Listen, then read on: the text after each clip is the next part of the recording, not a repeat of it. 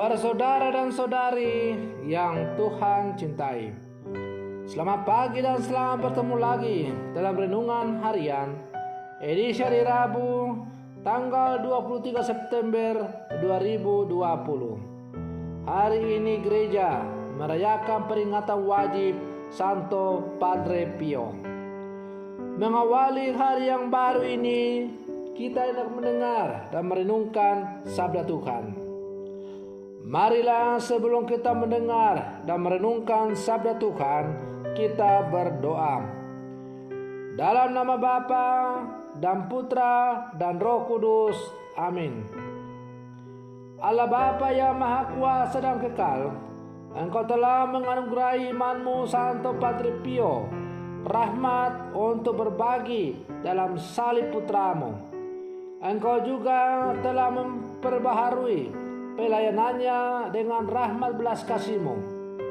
Dengan perantaraannya, semoga kami disatukan dengan sengsara Kristus Putramu dan dengan gembira dibawa kepada kebangkitan yang mulia.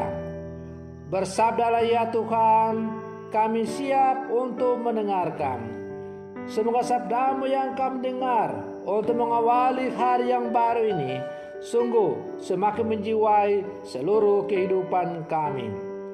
Bersabdalah ya Tuhan, kami siap untuk mendengarkan. Terpujilah Engkau, Bapa, Putra dan Roh Kudus, kini dan sepanjang segala masa. Amin. Para saudara dan saudari yang Tuhan cintai, sabda Tuhan yang hendak kita dengar dan kita renungkan bersama untuk mengawali hari yang baru ini dan pada peringatan wajib Santo Padre Pio diambil dari Injil Lukas pasal 9 ayat 1 sampai 6. Tuhan sertamu. Inilah Injil Tuhan kita Yesus Kristus menurut Santo Lukas.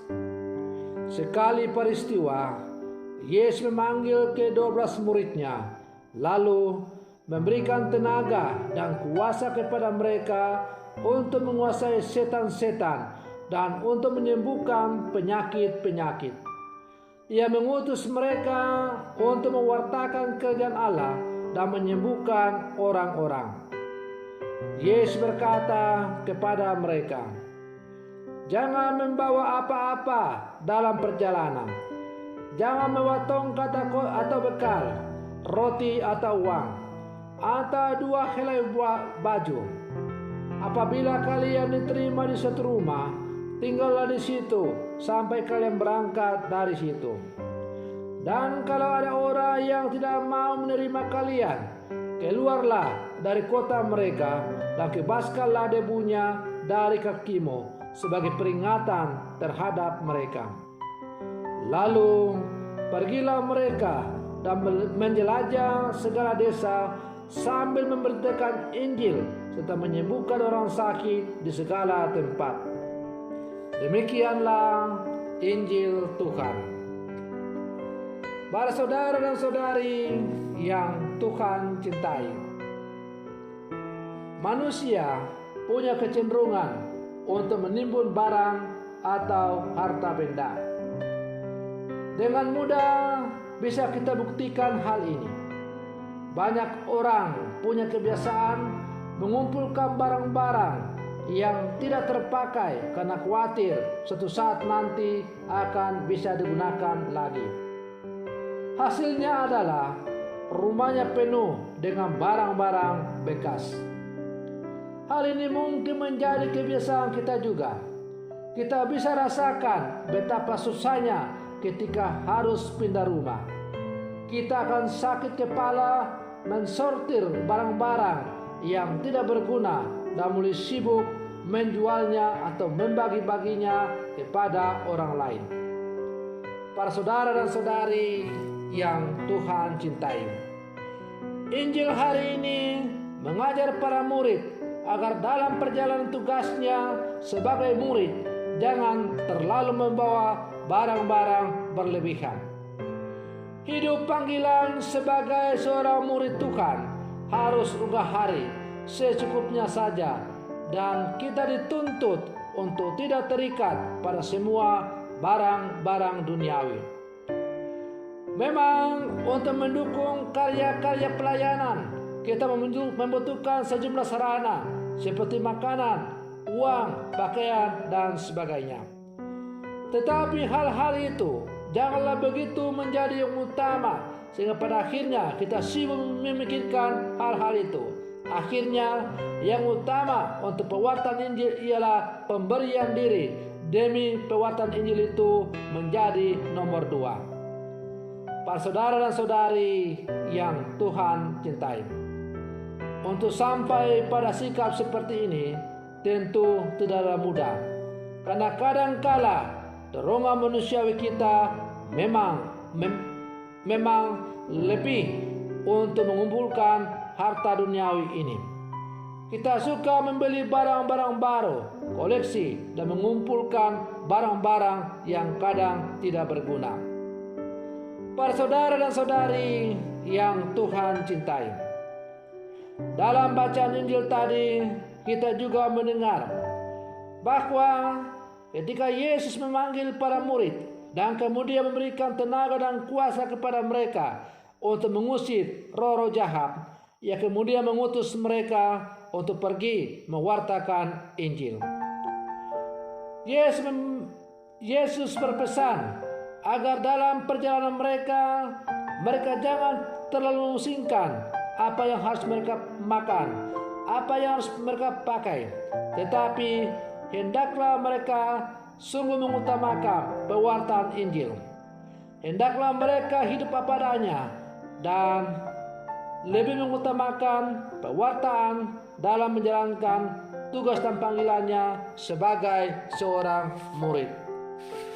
Para saudara dan saudari yang Tuhan cintai, hari ini gereja merayakan peringatan wajib Santo Padre Pio, seorang imam dari Ordo Fransiskan Kapusin yang dinyatakan sebagai orang kudus pada tanggal 16 Juni 2002. Ia pada mulanya dianggap sebagai seorang yang tersesat, karena itu ia diasingkan.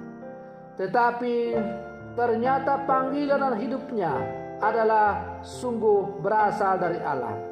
Ia dikaruniai kelima luka Kristus atau yang kita kenal dengan nama stigmata. Oleh karena itu, sebagai pengakuan dari gereja, maka pada akhirnya Padre Pio ini dinyatakan sebagai orang kudus. Para saudara dan saudari yang Tuhan cintai, bisa jadi dalam kehidupan kita menjumpai orang-orang yang tulus untuk melayani Tuhan dengan apa yang ia miliki. Tetapi kadang-kadang kita melihat dengan sebelah mata atau kita iri hati karena kita tidak bisa melakukan hal demikian.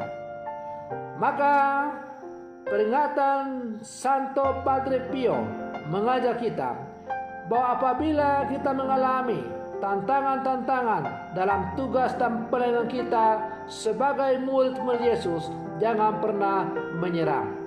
Sekalipun itu, mungkin tantangan itu datang dari gereja itu sendiri, para pemimpin gereja. Kalau kita sungguh yakin dan percaya bahwa itu adalah berasal dari Allah sendiri, maka waktu yang akan menentukan bahwa itu sungguh berasal dari Allah. Para saudara dan saudari yang Tuhan cintai, jangan pernah menyerah karena menghadapi tantangan-tantangan dalam menjalankan tugas sebagai murid-murid Yesus di zaman sekarang ini. Justru tantangan-tantangan yang kita hadapi hendaklah menjadi bumbu-bumbu penyedap dalam menjalankan tugas kita, sehingga tugas kita semakin kita lakukan dengan sungguh-sungguh. Ibarat pisau yang mulai tumpul, maka perlu diasah kembali supaya semakin tajam. Maka hendaklah hidup panggilan kita juga demikian kita hayati dan lihat.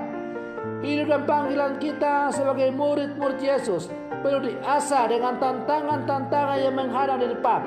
Supaya lewat tantangan-tantangan itu, iman kita semakin diuji. Apakah benar kita sungguh-sungguh melayani Tuhan dengan setulus hati, atau Allah lah yang menjadi tujuan utama dalam karya pelayanan kita, ataukah kita hanya sekedar mencari popularitas?